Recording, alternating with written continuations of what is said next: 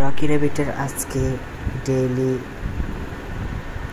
Enigma কিভাবে পূরণ করবেন চলেন দেখিয়ে দেই। অলমোস্ট মেমোরি ম্যাটেরিয়াল, ফার্স্ট দিবেন অলমোস্ট মেমোরি ম্যাটেরিয়াল, তারপর fancy Iceland vintage, fancy Iceland